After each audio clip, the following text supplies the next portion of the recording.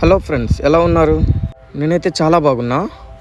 ఈరోజైతే నేను మన పార్వతీపురం మన్యం జిల్లాలో ఉమెన్స్ డే సెలబ్రేషన్స్కి అయితే వచ్చేసా.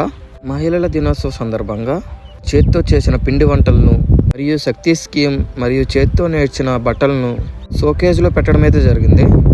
ఈవెంట్ స్టార్టింగ్లోనే మన శాసనసభ సభ్యులు, మన పార్వతీపురం ఎమ్మెల్యే గారు అయిన బోనెల విజయ్ చంద్ర గారు అయితే రావడం జరిగింది.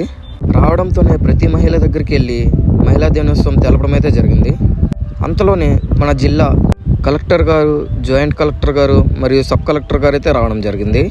వాళ్ళనైతే చాలా ఘనంగా రిసీవ్ చేసుకున్నారు. మహిళల దినోత్సవానికి క్రౌడ్ మాత్రం చాలా మంచిగానే వచ్చారు. ఇంతలో మన అధికారులందరూ వేదికనైతే అలంకరించడం జరిగింది. ప్రోగ్రామ్ని దీపారాధనతో అయితే మొదలుపెట్టారు. ప్రోగ్రామ్ స్టార్ట్ చేసే ముందు ఒక పాటతో అయితే స్టార్ట్ చేశారు. ఆ పాట అయితే నాకైతే గుర్తులేదు. ఆ పాటకి అందరూ స్టాండింగ్ ఓవేషన్లోనే ఉన్నారు. ఇంతలో ప్రోగ్రాంకి మన జయబాబు గారు కూడా విచ్చేశారు. ఈ ప్రోగ్రాంకి హోస్ట్గా నిర్వహించిన మహిళ మంచిగా హోస్ట్ చేశారు. ఇంతలో మన జాయింట్ కలెక్టర్ మరియు సబ్ కలెక్టర్ వాళ్ళ స్పీచ్లను అయితే ఇవ్వడం జరిగింది. ఇంతలో మన జిల్లాలో ఉన్న కొన్ని బృందాలు అయితే డ్యాన్స్ చేయడానికి అయితే వచ్చాయి. అవి వారి సంప్రదాయాలను, విలువలను తెచ్చిపెట్టేలా ఉన్నాయి. మరియు నాట్యం కూడా చేయడం జరిగింది. పిల్లలు అమ్మవారి పాటకి చాలా చక్కగా నాట్యం చేశారు. కోలాటం చేయడానికి 2 బృందాలు అయితే వచ్చాయి. ఒకటి చిన్నపిల్లలది మరియు ఒకటి పెద్దవాళ్ళది. వారి తెగల బట్టి నృత్యాలు మాత్రం చాలా మంచిగా పర్ఫామ్ చేశారు. ఈ కళలన్నీ మన ఆడియన్స్ని మరింతగా ఆకట్టుకున్నాయి మరియు దినోత్సవానికి కూడా మంచి కళను అయితే తెచ్చిపెట్టాయి. ఇంతలో సింహం సింగిల్గా వస్తుందనే రీతిలో మన ఎస్పీ గారు అయితే రావడం జరిగింది. ఆయన రావడంతోనే మన మహిళలు కోలాటం చేయడం అయితే జరిగింది. దాని తర్వాత మన ఎమ్మెల్యే గారు మంచిగా స్పీచ్ ఇవ్వడం అయితే జరిగింది.